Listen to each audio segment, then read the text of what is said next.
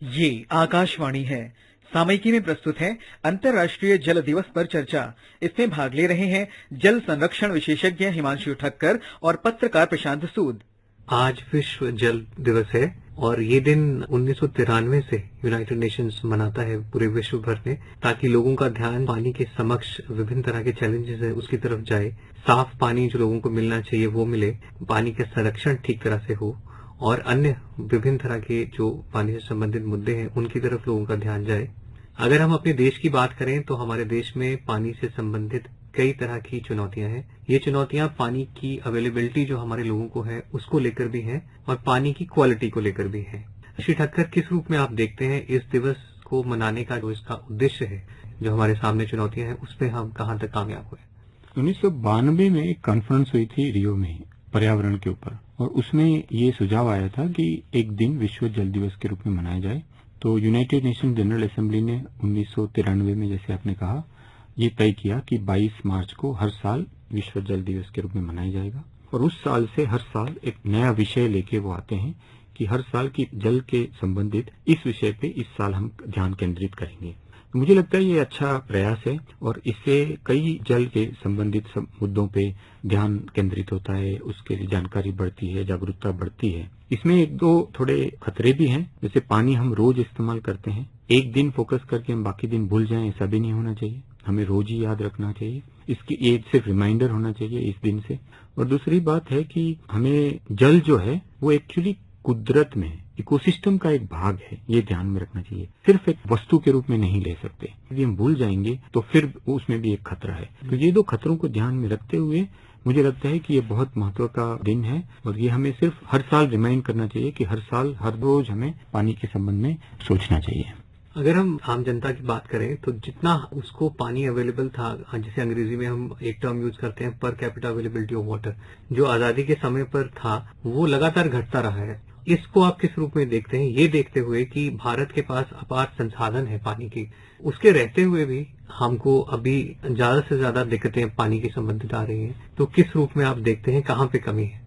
ये जो आंकड़े हैं कि पर कैपिटा पानी की इतनी उपलब्धता कम हो गई है वगैरह, वो एक हद तक है एक इंडिकेशन के लिए, लेकिन इसमें ज्यादा हमें सोचना नहीं चाहिए मुझे लगता है, क्योंकि हमारे देश में भी राजस्थान में ऐसे इलाके हैं जहां पर 100 मिलीमीटर से कम बारिश होती है, लेकिन वो लोग इतनी अच्छी तरीके से पानी का इस्तेमाल करते हैं, व्यवस्था करते हैं।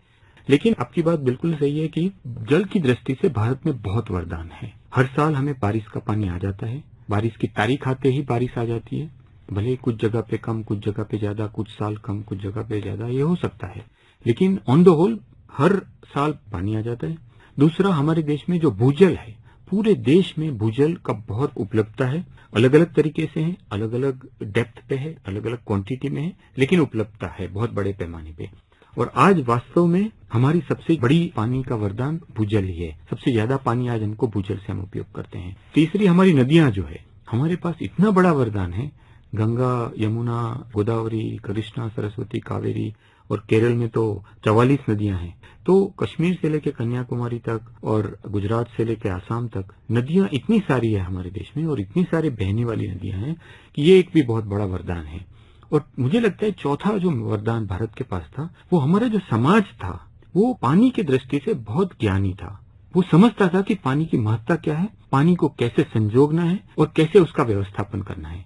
तो ट्रेडिशनल वाटर हार्वेस्टिंग सिस्टम और ट्रेडिशनल वाटर मैनेजमेंट सिस्टम, ये दोनों हमारे देश में वरदान थे। लेकिन लगता है आज हम ये सभी वरदान में करीब करीब उसको हम निगलेक्ट कर रहे हैं, और इसकी वजह से हमारी स्थिति इतनी अच्छी नहीं है जितनी होनी चाहिए। एक और जो मुद्दा पानी से जुड़ा हुआ है वो उसकी क्वालिटी को लेकर है। हालांकि कई जगह पे तो आर्सेनिक और इस तरह के कंटेमिनेशन है पानी में, लेकिन एक और समस्या से जुड़ी हुई ये है कि जिस तरह से शहरीकरण हो रहा है आबादी का, उसको देखते हुए साफ लगता है कि हमने प्लानिंग नहीं की। क्योंकि अगर आप देखें कि जो बड़े शहरों से नदियां गुजरती हैं वो अक्सर बहुत गंदी हो, और अगर हम यमुना की बात करें तो सिर्फ 2% इसकी रिवर लेंथ दिल्ली से आती है, लेकिन 75% जो पोल्यूटेंट है यमुना में वो दिल्ली में ही ऐड किए जाते हैं। तो हमारी शायद किसी भी नदी का पानी ऐसा नहीं है कि आप चाहें और उसको पी लें, और यही समस्या अधिकतर अर्बन एरियाज में है। उनका जितना वेस्ट जनरेट होता है उसकी ट्रीटमेंट के भी संसाधन बहुत कम है। तो ये सब जो मुद्दे हैं ये भी कहीं ना कहीं पानी से जुड़े हुए हैं। बिल्कुल, और वास्तव में इस साल जो यूनाइटेड नेशंस विश्व जल दिवस का जो फोकस है वो वेस्ट वाटर है, यानी कि जो गंदा पानी, उत्सर्जित पानी होता है, सीवेज है, वो है। तो उसके दृष्टि से उन्होंने 2 बातें कही है यूनाइटेड नेशंस ने कि एक तो हमें जो वेस्ट वाटर है उसको हम ठीक से ट्रीट कर पाए तो वो एक एसेट बन सकता है, एक अभी जो लायबिलिटी है उसकी जगह पे। और दूसरा हमें जरूरत है कि न सिर्फ उसको ट्रीट करें बट वेस्ट वाटर का जनरेशन कम हो। हम पानी का उपयोग कम करेंगे तो वेस्ट वाटर भी कम जनरेट करेंगे। तो ये दोनों पे ध्यान केंद्रित करने की जरूरत है। आपकी बात बिल्कुल सही है। हमारे देश की राजधानी जो है वो शायद देश में पानी की नियोजन और व्यवस्था के बारे में सबसे खराब उदाहरण पेश करती है। आपने खुद ने आंकड़े दिए कि यमुना की क्या हालत देश की राजधानी की है। और ये जो वेस्ट वाटर हम जनरेट कर रहे हैं दिल्ली, उसको साफ करना और नदी को साफ करना ये कोई बहुत बड़ा रॉकेट साइंस नहीं है। और देश में आज सबसे ज्यादा सीवेज ट्रीटमेंट कैपेसिटी दिल्ली में है। तो कैपेसिटी की कमी नहीं है, पैसे की कमी नहीं है, इंस्टीट्यूट्स की कमी नहीं है, टेक्नोलॉजी की कमी नहीं है। कमी है तो हमारी इच्छा शक्ति की। देश की जो सर्वोच्च अदालत है वो 32 साल से गंगा का केस उसमें चल रहा है, उसके बावजूद गंगा में फर्क नहीं पड़ रहा है। यमुना का केस देश की सर्वोच्च अदालत में 24 साल से चल रहा है, उसके बावजूद यमुना में फर्क नहीं पड़ रहा है। ये सब क्यों हो रहा है? कोशिशें तो हो रही है लेकिन कमी एग्जीक्यूशन में है, जहां पे भी है कमी इसमें है। मुझे लगता है कि हम गवर्नेंस की तरफ ध्यान नहीं दे रहे हैं। यदि हम सीवेज ट्रीटमेंट प्लांट इंस्टॉल कर रहे हैं तो साथ में हमें ऐसी व्यवस्था बनाने की जरूरत है कि वो सीवेज ट्रीटमेंट प्लांट चलना चाहिए।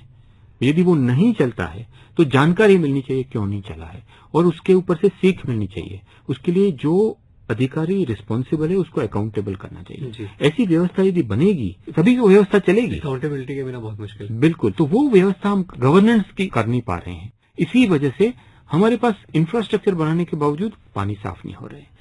आपने अंडरग्राउंड वाटर की बात की और जैसे आपने बताया कि वो हमारे देश के लिए बहुत जरूरी है, लेकिन इसके बारे में समस्याएं भी बढ़ती जा रही हैं। हमारे देश के कई प्रदेश हैं, पंजाब का अक्सर उदाहरण दिया जाता है, जहां पे बहुत सारे ब्लॉक्स में ग्राउंड वाटर बहुत नीचे चला गया है अभी और काफी खतरे वाली बात बताई जा रही है।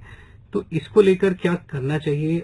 भूजल आज हमारे देश की जीवन रेखा है। हमारा जितनी सिंचाई हो रही है उसका 2/3 से ज्यादा भूजल से पानी मिल रहा है। गांव में जो पीने का पानी है वो सरकार के हिसाब से 85% से ज्यादा भूजल से आता है। शहर का पीने का पानी 60% से ज्यादा। उद्योग में जो उपयोग होता है पानी उसका 55% से ज्यादा। और इसका आप ग्राफ बनाएंगे हर साल कितना परसेंटेज पानी ये सब में भूजल से आता है, वो ग्राफ हर क्षेत्र में ऊपर जा रहा है। लेकिन उसके साथ साथ पानी का लेवल नीचे जा रहा है। कई जगह पे वो पोल्यूट हो चुका है, कई जगह पे उपलब्ध नहीं है और ये गंभीर क्राइसिस के रूप में हमारे सामने आने वाली है। कुछ जगह पे आ गई है। हम चाहें या न चाहें भूजल हमारे देश की जीवन रेखा है और बनी रहेगी। इसीलिए हमारी जो पूरी जल नीति, जल विकास योजनाएं और जो प्रोग्राम्स है उसके ऊपर भूजल का केंद्र होना चाहिए। दूसरी बात है कि भूजल कहाँ से आता है वो हमें समझना चाहिए। रिचार्ज सिस्टम्स क्या है नेचुरल, उसको प्रोटेक्ट करना चाहिए। जैसे नदियां हैं, वेटलैंड्स है, फॉरेस्ट है, लोकल वाटर बॉडीज है, ये सबसे भूजल रिचार्ज होता है। उसको हम बढ़ा सकते हैं। फिर हम आर्टिफिशियल रिचार्ज भी करवा सकते हैं। उसके बावजूद हमें साथ साथ उसके उपयोग भी कम करने की जरूरत है। तो वो हम कर सकते हैं रेगुलेट करके, उसके लिए क्रॉपिंग पैटर्न ठीक करके वो किया जा सकता है। एक तो ड्रिप और स्प्रिंकलर से, पर उससे भी ज्यादा बहुत सुविधाजनक तकनीक ये है कि जैसे सिस्टम ऑफ राइस इंटेंसिफिकेशन, वो धान उगाने की ऐसी पद्धति है जिसमें पानी की जरूरत 50% से कम हो जाती है और साथ साथ उसका जो उपज है वो डबल से ज्यादा बढ़ जाता है। और साथ साथ जो क्लाइमेट चेंज के कॉन्टेक्स्ट में जब पानी कम बरसता है या ज्यादा बरसता है, दोनों स्थिति में एसआरआई का जो क्रॉप है वो ज्यादा उसको कोप कर सकता है कंपेयर टू ट्रेडिशनल। तो हमें इस तरीके की टेक्निक को बहुत बड़े पैमाने पे बढ़ाने की जरूरत है। धन्यवाद।